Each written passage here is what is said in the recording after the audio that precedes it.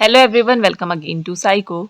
Important topic की series में हम नेक्स्ट टॉपिक डिस्कस करेंगे blood cell and their disorder. तो यानी कि जो रक्त कोशिकाएं और उनसे होने वाले विकार, अगर उनमें कोई भी डिफिशियंसी हो जाए तो उनमें कौन कौन से विकार आपको देखने को मिल सकते हैं।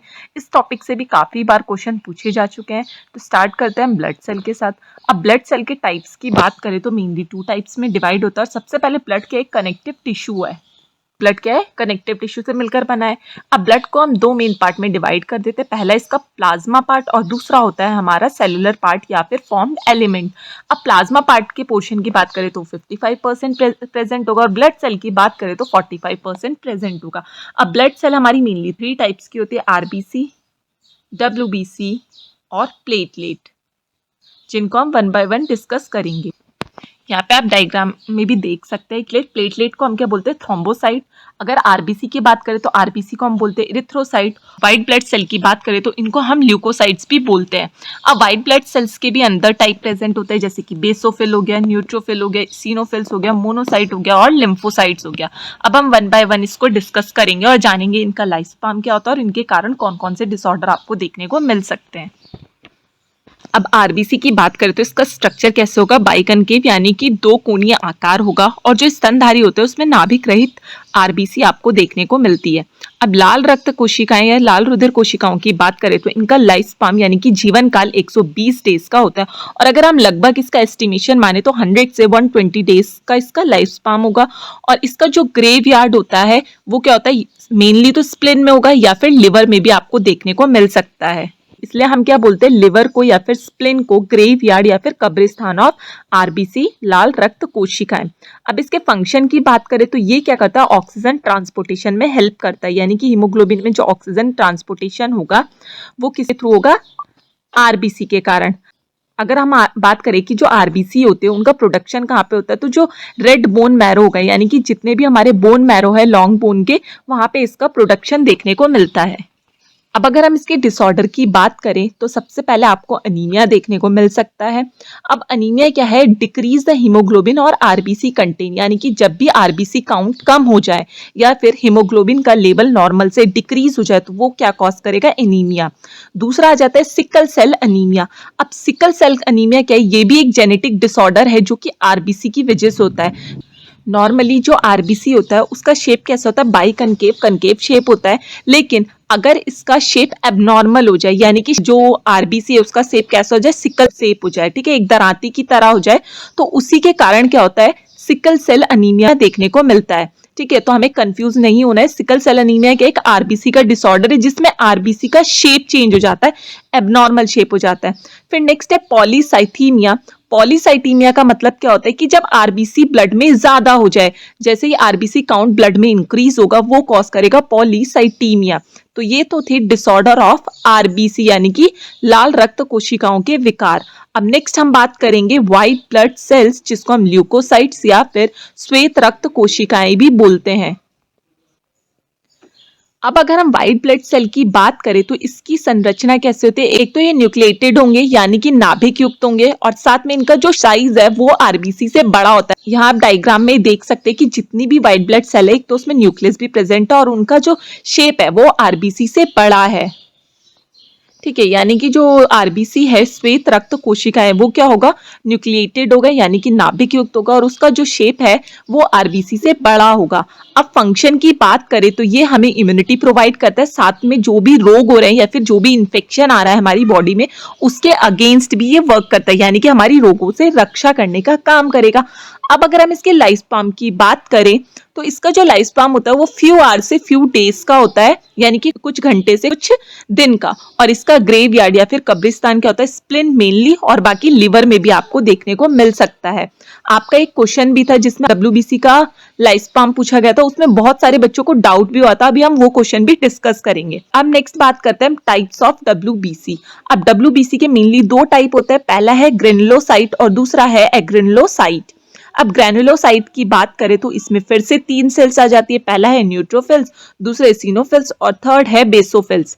अब न्यूट्रोफिल्स की बात करें तो मोस्ट अबंडेंट WBC है, यानी कि WBC में मेजर पोर्शन आपको न्यूट्रोफिल्स का देखने को मिलता है, जो कि बैक्टीरिया को इनगल्फ करने का, यानी कि बैक्टीरिया जो हार्मफुल बैक्टीरिया हमारी बॉडी में आए उनको खाने का काम करता है। और इसका लाइफ स्पैन कितना होता है, 6 आवर से 2 दिन तक। अब अगर हम बात करें इसिनोफिल्स की, अब इसिनोफिल्स क्या करते हैं, हमारी बॉडी में एलर्जिक रिएक्शन से फाइट करने का काम करेगा और कोई भी पैरासाइट आया है उससे फाइट करने का काम करेगा। और इसका लाइफ स्पैन ब्लड में 8 से 12 घंटे तक का होता है, लेकिन अगर टिश्यू की बात करें तो वहां पे 8 से 12 डेज का देखने को मिलेगा।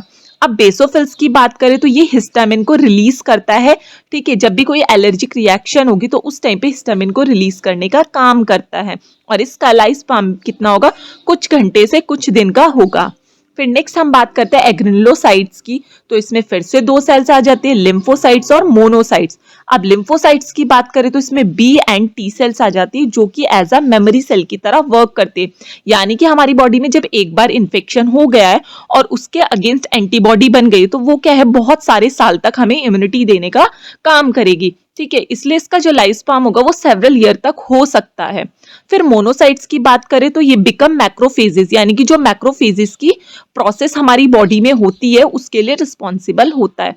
और इसका लाइफ स्पैन 7 से 10 दिन का, यानी कि जीवन काल कितना होगा, 7 से 10 दिन का होगा। अब हम इसके डिसऑर्डर की बात करते हैं। अब सबसे पहले डिसऑर्डर है ल्यूकीमिया। अब ल्यूकीमिया को हम क्या बोलते हैं, व्हाइट ब्लड सेल्स का कैंसर भी बोलते हैं, यानी कि जब भी श्वेत रक्त कोशिकाओं में कोई कैंसर होगा उसको हम क्या बोलेंगे, ल्यूकीमिया। नेक्स्ट है ल्यूकोपीनिया। अब ल्यूकोपीनिया वर्ड हम यूज करते हैं जब ब्लड सेल डिक्रीज हो रही है, और ल्यूको वर्ड लगा है यानी कि WBC की बात करें, यानी कि जब भी WBC का अमाउंट कम होगा, काउंट कम होगी, तो हम उसको क्या बोलेंगे, ल्यूकोपीनिया। फिर नेक्स्ट है ल्यूकोसाइटोसिस। ल्यूकोसाइटोसिस का मतलब होता है जब WBC का काउंट इंक्रीज होगा तो उसको हम क्या बोल रहे हैं, ल्यूकोसाइटोसिस। अब बात करते हैं third type of blood cell की, दैट इज प्लेटलेट, जिसको हम थ्रोम्बोसाइट्स भी बोलते हैं। अब प्लेटलेट की संरचना की बात करें, एक तो ये स्मॉल होगी और इसका जो स्ट्रक्चर होता है वो डिस्क के शेप का होता है, कोई भी न्यूक्लियस इसमें प्रेजेंट नहीं हो सकता। आप डायग्राम में देख सकते, तो आप यहाँ पे देख सकते हैं प्लेटलेट क्या है, सबसे छोटी है, इसमें कोई न्यूक्लियस नहीं है, और ये क्या है, एक डिस्क शेप का स्ट्रक्चर है, ठीक है। और प्लेटलेट को हमने क्या बोला, थ्रोम्बोसाइट्स बोला। अब प्लेटलेट या थ्रोम्बोसाइट्स की बात करें तो हमने संरचना की बात कर ही ली है। इसका फंक्शन की बात करें तो ब्लड क्लॉटिंग में हेल्प करता है, यानी कि जो रक्त का थक्का होगा उसके लिए रिस्पॉन्सिबल होगा। इसका जो जीवन काल होता है वो 8 से 10 दिन का होता है, कहीं कहीं आपको 7 से 10 दिन भी देखने को मिल जाएगा। और इसका प्रोडक्शन कहाँ पे होता है, बोन मैरो में, ठीक है। अब अगर हम इसके डिसऑर्डर्स की बात करें तो सबसे पहले आपको देखने को मिलेगा थ्रोम्बोसाइटोपीनिया। तो हमने थ्रोम्बो वर्ड यूज किया यहाँ पे, और पीनिया का मतलब क्या होता है कि लो होना। तो यानी कि जब भी प्लेटलेट का काउंट डिक्रीज होगा या लो होगा उसको हम बोलेंगे थ्रोम्बोसाइटोपीनिया। नेक्स्ट है हीमोफीलिया। अब हीमोफीलिया का एक जेनेटिक डिसऑर्डर है जिसमें ब्लड क्लॉटिंग डिले हो जाती, यानी कि जो क्लॉटिंग फैक्टर है या तो वो बहुत धीरे वर्क करेगा या फिर वो वर्क करता ही नहीं है, जिसको हम बोलते हैं हीमोफीलिया।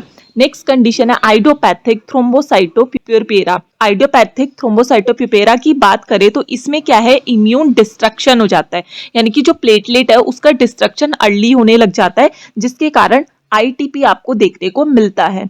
नेक्स्ट हम कुछ प्रमुख डिसऑर्डर की भी बात कर लेते हैं, जैसे एनीमिया हमने बोला कि किसकी वजह से हो रहा है, HB और RBC कम होने के कारण हो रहा है, ठीक है। सिकल सेल एनीमिया का एक जेनेटिक डिसऑर्डर है जिसमें जो RBC है उसका शेप एबनॉर्मल हो जा रहा है, ठीक है, सिकल सेप हो जा रहा है। लीकेमिया की बात करें तो ल्यूकेमिया क्या है, ब्लड कैंसर है जिसमें WBC एक्सेसिव हो रही है या फिर एबनॉर्मली बढ़ रही है, बहुत ज्यादा नंबर ग्रोथ कर रहा है इसमें। नेक्स्ट हीमोफीलिया की बात करें तो ये इनहेरिटेड डिसऑर्डर है, यानी कि एक जनरेशन से दूसरे जनरेशन में जाएगा, ठीक है, इनहेरिटेड है। और साथ में क्या होगा कि इसमें ब्लड का क्लॉटिंग नहीं हो पाता है। थैलेसीमिया की बात करें तो ये भी एक जेनेटिक डिसऑर्डर है जो कि डिफेक्टिव HB के कारण होगा, यानी कि जब भी HB में कोई डिफेक्ट देखने को मिलेगा तो थैलेसीमिया हो सकता है। फिर नेक्स्ट अगर हम बात करें डेंगू फीवर, तो इसमें क्या है, प्लेटलेट का नंबर डिक्रीज हो जाता है, जबकि एक वायरल कंडीशन है, ठीक है, वायरल के कारण होगा, और इसमें जो प्लेटलेट है उसका काउंट डिक्रीज हो जाता है। बाकी हम डेंगू को मॉस्किटो बॉर्न डिजीज के अंदर भी पढ़ चुके हैं। अब नेक्स्ट हम प्रीवियस ईयर्स के क्वेश्चन पेपर में आए क्वेश्चंस को डिस्कस करते हैं, और अगर आपको इसी टाइप्स के और क्वेश्चन प्रैक्टिस करना है तो आप हमारे टेलीग्राम चैनल पर जाकर या फिर वीडियो की डिस्क्रिप्शन से मॉक टेस्ट का लिंक ले सकते हैं और मॉक टेस्ट को परचेज करके आप अपनी प्रैक्टिस को और ज़्यादा बेहतर बना सकते हैं और इस टाइप के क्वेश्चन को सॉल्व कर सकते हैं।